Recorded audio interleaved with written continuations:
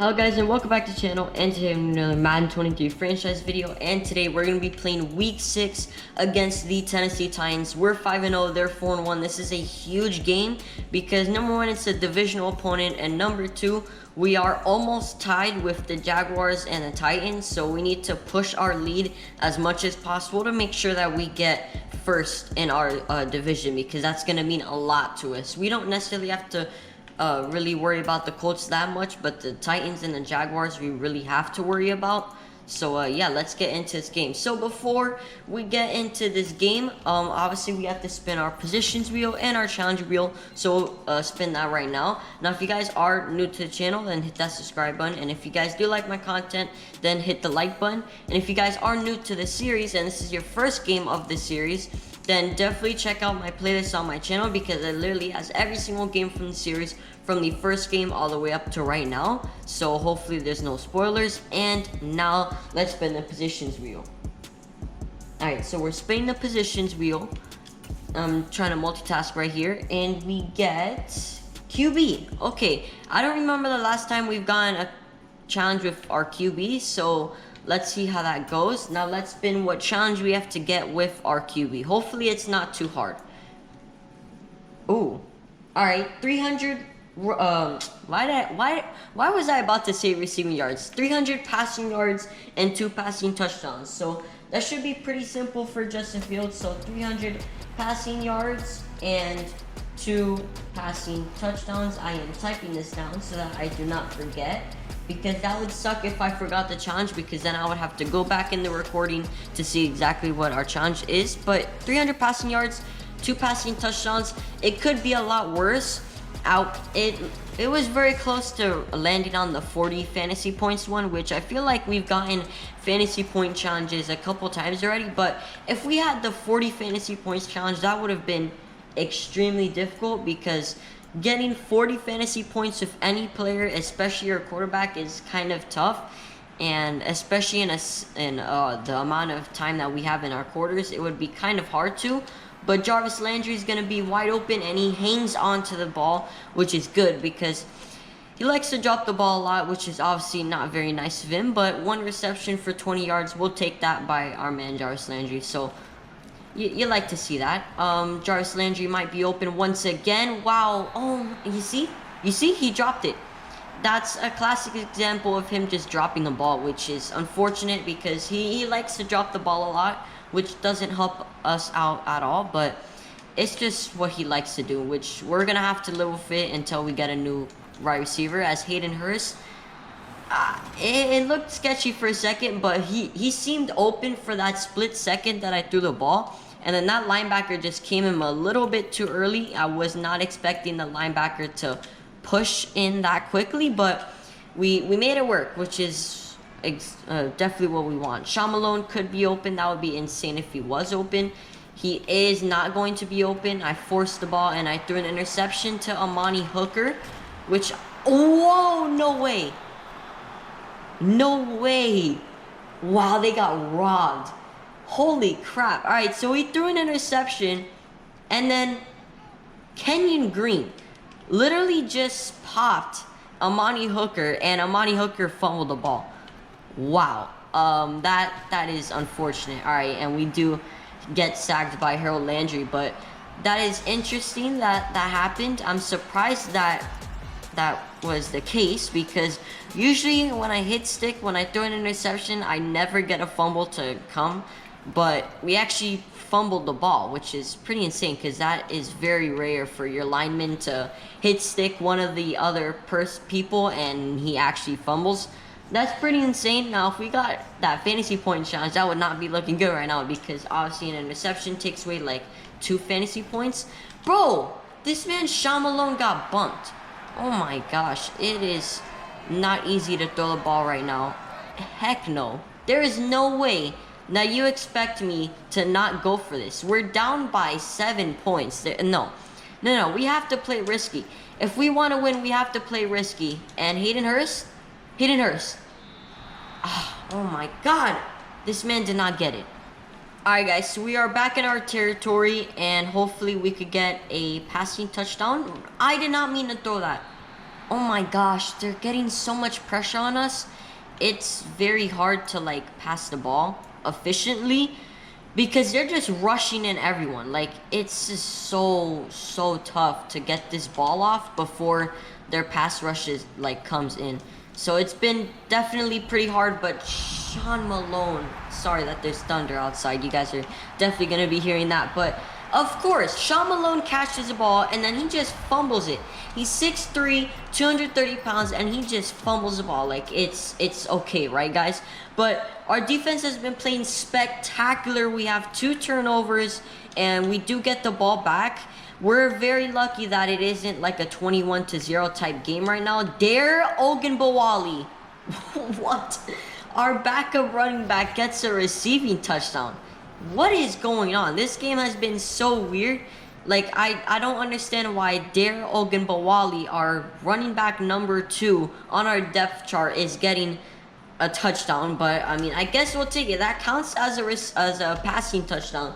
So, we just need one more passing touchdown and a bunch of more yards if we want to get this challenge. Because right now, we're not on pace for the yards. We are on pace for the passing touchdowns, but not the yards at all. So we need to get that somehow. Bro, we're not getting any time. We're not getting any time. Sorry for the background noise, but we are not getting any time to pass this ball. So that's gonna be kind of an issue for us because their pass rush is so good, but Jarvis Landry catches the ball and he breaks a tackle. We're gonna call timeout. Justin Fields has, I believe it said 151 passing yards, so we are now on pace, but not by a lot. We've definitely had a lot of breaks on the defensive side of the ball, and wow, what was that? Oh my gosh, Sean Malone, wow.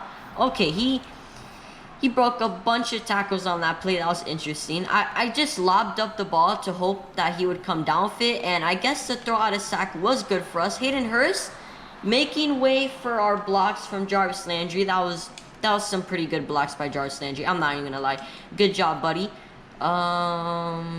We'll do a slant for Jarvis Landry because he deserves a touchdown. And he will get his touchdown. Nice. So Jarvis Landry gets his touchdown of the day. So now the passing touchdowns are done. We already have the passing touchdowns. Now we need the passing yards. Alright guys, so we are down at the 42, and Chris Olave, nice. Alright, that's a good catch. Alright, so now we're at the 16-yard line. Justin Fields has 213 passing yards, so we still need 87 more passing yards with Justin Fields until we get his challenge, because we've already completed the passing yard touchdowns, which is good. But now we just need to get these passing yards, and we are up 14-10, which is also nice. But Sean Malone, no, we don't want to throw that. That is not open. Is Jarvis Landry open? No, that's an interception. But there's a flag on the play, so that might not be good. Holding or pass interference. What am I saying? Pass interference on Caleb Farley. Nice. So we are now to the 8-yard line. All right, so we could actually just throw a bench play, maybe get an extra 8 yards. Doesn't really matter at this point because 8 yards really isn't going to do that much. I mean, it still can cost us the challenge, but Nick Lewis? Nice. All right, so that's going to be a touchdown, another touchdown on the day, but this time to our rookie tight end with 99 speed, Nick Lewis. So that's nice. We are up 21-13, so the Titans do score back, but only with 3 points. So this game has been a lot harder than previous games, just in general. Like, the pass rush has been getting home quite frequently, which is tough because, especially if we're doing a passing challenge, we don't have much time to throw the ball to our wide receivers, which is not good because I've literally had probably like 2 seconds, 2.5 seconds to throw the ball, and it's just not easy. But Hayden Hurst can make it easier. That's going to be another big gain, and we have 265 passing yards, which we're getting even closer. So now we only need 45 more passing yards with our quarterback. Sean Malone got bumped like 10 times on that route. Yeah, that's going to be an incomplete pass. I thought he was going to be a little bit more open than that, but he just wasn't able to get open because he got bumped, and this game doesn't like to call pass interference that often, and that's another incomplete pass. Early breakup. Can't do anything about that.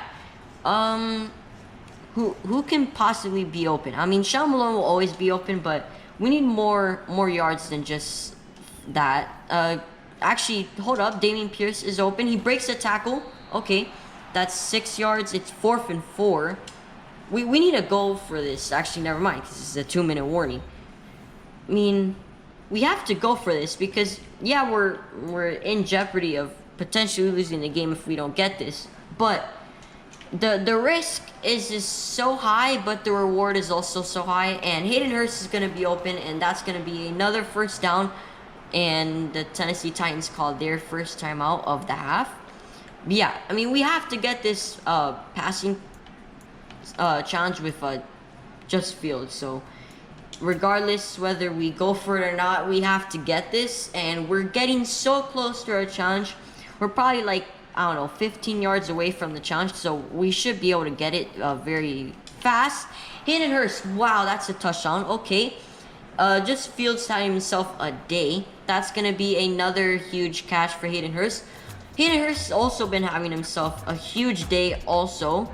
He's probably close to 100 yards receiving. He probably is at 100 yards receiving at this point. But yeah, he's been doing pretty good for us right now, which is good. Thank God we picked him up in the offseason, because without him, it would be very rough. Do we have 300 passing yards? Let's see. Let's check. And we do. Okay, so we completed the challenge with Justin Fields. So now we could really just run out the ball with Dameon Pierce, because number one, we won the game. Number two, we got the challenge. So, I mean, there's not really anything else as long as we don't fumble the ball. That would be nice, but I'll see you guys at the end of the game. Alright guys, so we finished the game. We just ran out the clock with Dameon Pierce. So we got an extra rushing yards with Dameon Pierce, which is good because we love the stat pad over here. Justin Fields, 21 for 29. Or 21 for 29, 307 passing yards, 4 TDs, and 1 interception. Rushing, Dameon Pierce, 11 rushes for 70 yards. And then receiving, Hayden Hurst had himself a huge game. 8 receptions, 108 yards, and a touchdown. Jarvis Landry, 6 receptions, 97 yards, and a touchdown. Dare Ogunbowale, 2 receptions, 30 yards, and a touchdown. Oh, wait, why did I go to blocking? And then receiving, Sean Malone, 2 receptions, 32 yards. Didn't really have himself a big game. I mean, really, I need to put him back in the slot. I don't know why he got out of the slot, but we need to put him back there. Nick Lewis, 1 reception, 8 yards, and a touchdown. And then Chris Olave, 1 reception, 26 yards. Really was very quiet. And then Dameon Pierce, 1 catch for 6 yards. Defensively, we only had 1 sack on the day, which was from Carl Lawson. And then we had an interception from James Bradbury the 4th, so we'll take that. Interception and a sack. I wish we had more sacks though, because usually we have like 2 to 3 sacks a game. We only had 1 sack, so obviously wasn't getting that much pressure on the QB, which is kind of interesting. I feel like we would get a lot of pressure just because of how good our D-line is, but oh well, at least we got an interception. We set up the pass rush for picks, so we'll take that, I guess. And then yeah, so we also can advance the week because week 7 is our bye week. So I guess let's advance the second week of this video to week 8, which is going to be our next video against Jacksonville Jaguars, which is the 4th, I guess, game in a row where it's a divisional opponent. The Jaguars 2 times. This is going to be their 2nd time, and then the Titans. So, yeah, it's going to be crazy with the Colts, obviously. But let's upgrade these players. So, I'm going to upgrade these players. And then once I'm done upgrading these players, then I'm going to put a development upgrade and another additional upgrade for winning the game on a player, which I'll show you guys. Alright guys, so we finished upgrading all of our players, and before we get into putting the development upgrade and the +1 overall to any player, I wasn't supposed to touch any of the rookies with hidden development until they get their hidden development. But Lance Abbott has officially reached his hidden development trait, and it is unfortunately star development. But since we won the game, we're also gonna give him superstar development because he doesn't have the hidden development thing anymore, so he's good. He's at star development, which is kind of unfortunate. You kind of wish with a hidden development player, it's really superstar or superstar X factor, but star is better than normal. But either way, he's still going to be moved up to superstar because we won the game. But obviously, if we lose the game, we could have to bring him down, unfortunately, which might be the case a couple times this year because the Jaguars are a very good team. We also moved Sean Malone back to slot wide receiver. I don't know why he wasn't at slot last game. I guess the depth chart just got moved around a little bit, but we have to bring Lance Abbott to a 78 overall to move him up +1 overall because that's who I'm using the overall upgrade on. But when Sean Malone is in the slot, he's way better, but it's just he wasn't in the slot, so it just wasn't able to really do that much of him. He only had like what, 2 catches, so yeah. So now Lance Abbott, okay, that is way too much. Holy, I did not know that giving him that much speed in Excel would be that much of an upgrade, but we need to bring that down quite a lot because that is way too much. Is that okay now? Will that bring him to a 78? Because he was at a 77 and he is at a 78 now. So if you guys did enjoy the video, don't forget to like and subscribe to the channel if you guys already haven't, and let's put an ability on him. Oh wow, okay, so he gets inside and outside shade, both for very good abilities. We'll give him inside shade because both abilities are extremely good. So now Lance Abbott is going to be an extremely good cornerback. So for specialists, he's already our slot guy, so is Sean Malone. Then defensively, everything looks pretty much how we would want it. And yeah, that's pretty much it for the video. Hope you guys obviously did enjoy it, and I will see you guys in the next Madden franchise video. Bye.